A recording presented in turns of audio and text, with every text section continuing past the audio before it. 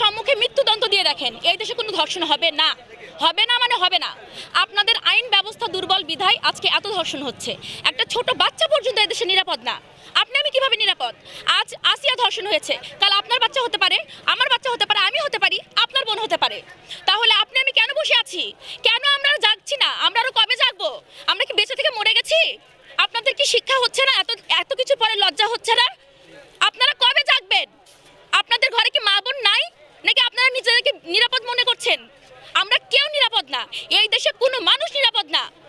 এটা আমাদের দেশের লজ্জা, আমাদের লজ্জা। আপনারা কিভাবে চুপ করে আছেন? আপনাদেরকে জাগা উচিত। আপনাদের ঘরে যদি মা বোন থেকে থাকে, নিজের মা বোনকে যদি সম্মান করে থাকেন, তাহলে এখান থেকে বেরিয়ে আসুন। এর কঠিন প্রতিবাদ করতে হবে সবাই মিলে একসাথে। আমার বলার আছে যে কে বা কারা এই কাজগুলো চালিয়ে যাচ্ছে তাদেরকে ধরে যথেষ্টভাবে শনাক্ত করে তাদেরকে বিচার করা, এবং এই যে আসিয়া যে ধর্ষণ হয়েছে এর যথেষ্ট বিচার আমরা চাই।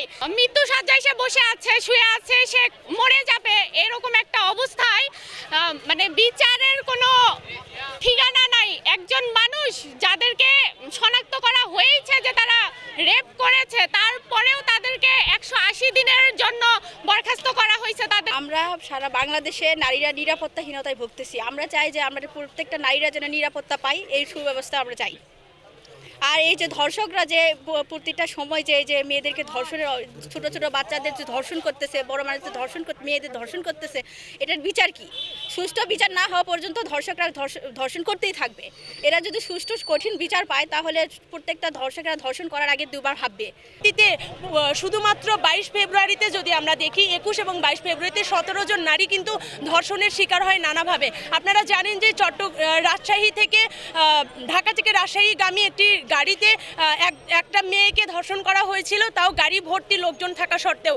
এরকম করে আরও শ্রদ্ধা জানাবে 21শে ফেব্রুয়ারিতে চতুর্থ শ্রেণীতে পড়ে একটা ছোট মেয়ে, তাকেও কিন্তু ফুল সংগ্রহ করতে যখন গিয়েছিল তখনও কিন্তু একটা ছোট বাচ্চাকে ধর্ষণ করা হয়েছিল। তার পরবর্তীতে এই সংখ্যাটা চলছে এবং শেষ পর্যন্ত গিয়ে আমরা কি দেখলাম? 8 বছরের একটা শিক্ষার্থী, সে তার বোনের বাসায়, অর্থাৎ তার বাবা সমতুল্য যে তাওই মশাই এবং ভাই সমতুল্য যে দুলাভাই এবং তারই বড় ভাই, সকলে মিলে যেভাবে করে তাকে নির্মম অত্যাচারের মধ্য দিয়ে এক প্রকার মারাই যেত মেয়েটা, সে যে কী করে বেঁচে আছে আমরা জানি না।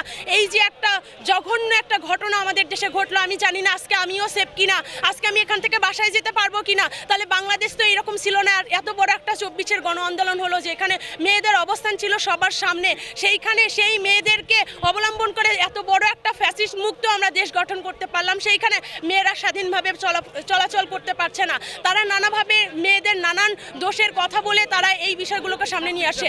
আমরা বলতে চাচ্ছি, এই কাজগুলো যারা করছে তাদেরকে অনতিবিলম্বে গ্রেপ্তার করে একেবারে সর্বোচ্চ শাস্তির আওতায় নিয়ে আসা হোক, এবং সর্বোচ্চ শাস্তি হিসেবে আমরা বলছি তাদেরকে ফাঁসি দেওয়া হোক।